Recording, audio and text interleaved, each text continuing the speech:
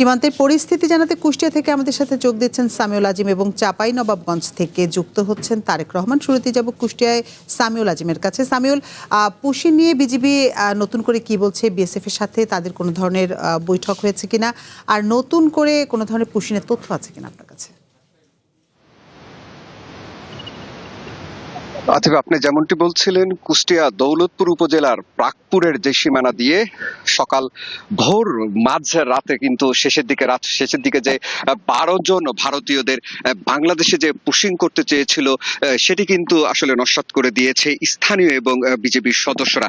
যতটুকু জানতে পেরেছি, ভোর রাতের দিকে আসলে যে কুষ্টিয়ার দৌলতপুর উপজেলার প্রাকপুরের যে সীমানাটি আছে সেই সীমানা দিয়ে কিন্তু ভারতের যে 12 জন নাগরিককে তাদেরকে কিন্তু যে বাংলাদেশে পুশিং এর সময় কিন্তু স্থানীয় এবং বিজিবির সদস্য তারা কিন্তু আসলে তাদেরকে যে প্রতিহত করে তাদেরকে পাঠিয়ে দিয়েছে। তো এর মধ্যে কিন্তু 4 জন নারী, 4 জন পুরুষ এবং 4 জন কিন্তু শিশু রয়েছে। মোট 12 জন কিন্তু তারা তাদেরকে কিন্তু বারবারই কিন্তু পুশিং এর চেষ্টা করেছে। তো স্থানীয়দের সাথে কথা বলেছিলাম, স্থানীয়রা কিন্তু যেমন যাদের সাথে কথা বলেছিলাম তারা কিন্তু যেটি বলছেন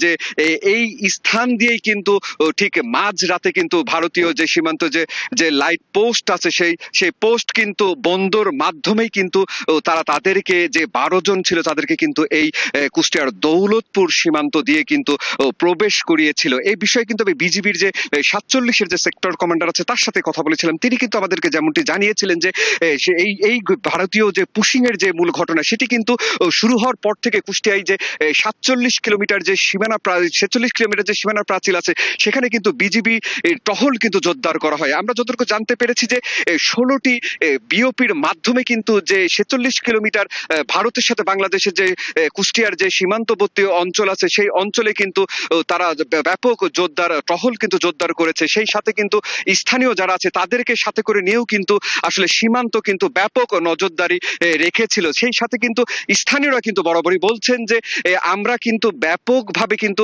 যারা আছি তারা কিন্তু স্থানীয়রা কিন্তু আমরা আসলে রাত দিনে এক করে কিন্তু পালাক্রমে এই সীমান্তবর্তী অঞ্চল কিন্তু পাহারা দিচ্ছি।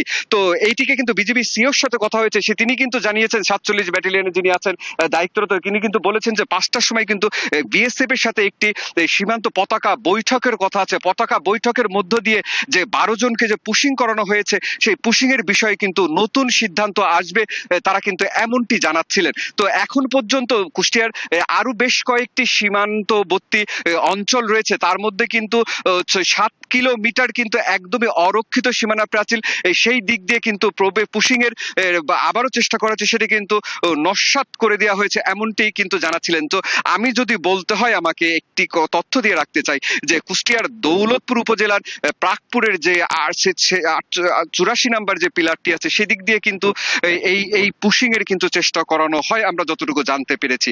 তো কুষ্টিয়া থেকে এখন পর্যন্ত কিন্তু বিএসএফ এর তরফ থেকে কিন্তু তেমন কোনো আশানুরূপ তথ্য কিন্তু এখন পর্যন্ত নিশ্চিত হওয়া যায়নি যে আসলে কখন পতাকা বৈঠকের কথা বলা হয়েছে বা যাদেরকে পুশিং করা হয়েছে তারা যে সীমান্তবর্তী জিরো রেখায় যারা অবস্থান করছে তাদেরকে ফেরত নেওয়ার বিষয়ে কিন্তু বিএসএফ কিন্তু এখন পর্যন্ত তেমন কোনো তথ্য নিশ্চিত করেনি। তো কুষ্টিয়া দৌলতপুর সীমান্তবর্তী থেকে পুশিং এর এই ছিল আমার কাছে সর্বশেষ তথ্য।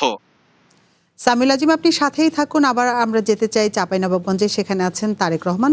তারেক, আমরা কুষ্টিয়ার সীমান্তগুলোর পরিস্থিতি শুনছিলাম সামিউল আজিমের কাছ থেকে। চাঁপাইনবাবগঞ্জের সীমান্ত এলাকার পরিস্থিতি কেমন দেখছেন আজকে, এবং নতুন করে কাউকে পুশিনের চেষ্টা করা হয়েছে কিনা, এবং বিজিবির কারোর সাথে কথা বলতে পেরেছেন কিনা এই বিষয়ে? জি আতিফা, আপনাকে ধন্যবাদ। বাংলাদেশের বর্ডার গার্ড বিজিবি এবং স্থানীয় জনগণের প্রতিরোধের মুখে কিন্তু বিএসএফ সদস্যরা তারা যে পুশিংয়ের চেষ্টা করেছিল এবং বাংলাদেশের পুশিং এর জন্য নিয়ে এসেছিল তাদেরকে সরিয়ে নেওয়ার পর থেকে আর নতুন কোনো পুশিং এর ঘটনা ঘটেনি। তবে উদ্বেগ উৎকণ্ঠা কিন্তু কাটেনি স্থানীয় বাসিন্দাদের মধ্যে। স্থানীয়রা বলছেন বিএসএফ সদস্যরা তাদের যে আশ্রয়গুলো খুলেছিল এবং ভারতের মধ্যে ধরে ধরে যাদেরকে জড়ো করা হয়েছিল বাংলাদেশে পুশিং এর উদ্দেশ্যে তাদেরকে এখনো সরিয়ে নেয়নি, তাদেরকে তাদেরকে ওই ক্যাম্পগুলোতে রাখা হয়েছে, তারা সুযোগ বুঝে যে কোনো সময়ের মধ্যে পুশিন করতে পারে এবং ছোট ছোট করে তারা কিন্তু কৌশল করছে, ছোট ছোট করে তারা পুশিনের চেষ্টা করতে পারে বলে আমাদেরকে জানিয়েছেন স্থানীয়রা। তবে বিজিবির পক্ষ থেকে আমাদেরকে জানানো হয়েছে এখন উদ্বেগ এবং উৎকণ্ঠার কিছু নেই, তারা সচেতন করছে স্থানীয় জনগণকে, তারা প্রচারণা চালাচ্ছেন কেউ যেন কোনো চাঁদ ছাড়া যেন সীমান্ত এলাকাতে না যায়। আজকে কিন্তু ভারতীয় আগ্রাসন এবং পুশিনের প্রতিবাদে চাঁপাইনবাবগঞ্জে 11 দলীয় জোটের একটি বিক্ষোভ সমাবেশ এবং জনসভার আয়োজন করেছে এই চাঁপাইনবাবগঞ্জের শিবগঞ্জ সরকারি মডেল হাই স্কুল মাঠে। আর কিছুক্ষণ পরেই কিন্তু এই আগ্রাসনের বিরোধী সমাবেশটি শুরু হবে। আমরা একটু কথা বলতে চাই 11 দলীয় জোটের একজন নেতার সাথে, যে আপনি আগে বলবেন আজকে মূলত আপনাদের প্রোগ্রামটি কি আছে, কেন প্রোগ্রামের আয়োজন করেছে সীমান্ত এলাকায়? আমরা উদ্বেগের সাথে লক্ষ্য করছি ভারতের আগ্রাসন বাংলাদেশ স্বাভাবিকভাবেই পুশিন করার জন্য চেষ্টা করছে।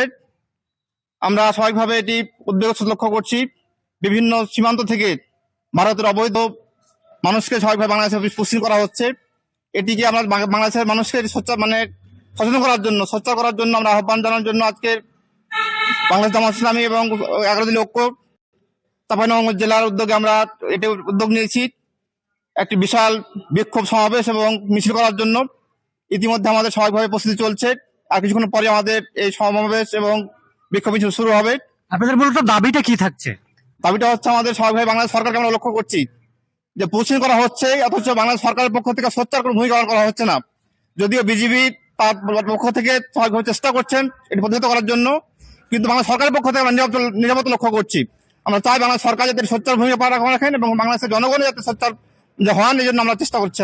জি ধন্যবাদ। জি আতিফা, আপনি শুনছিলেন একজন 11 দলীয় জোটের নেতা বলছিলেন যে ভারতীয় আগ্রাসন সরকারের পর্যায়ে উচ্চ পর্যায়ে আলোচনা করে সমাধানের জন্য তিনি দাবি জানিয়েছেন। এছাড়া তারাও সোচ্চার রয়েছে বলে আমাদেরকে জানিয়েছেন, সীমান্ত যে কোনো ধরনের নাশকতা এবং পুশিন তারা রুখে দিতে প্রস্তুত। তো আতিফা, এ ছিল আমার কাছে চাঁপাইনবাবগঞ্জ থেকে সর্বশেষ পরিস্থিতি।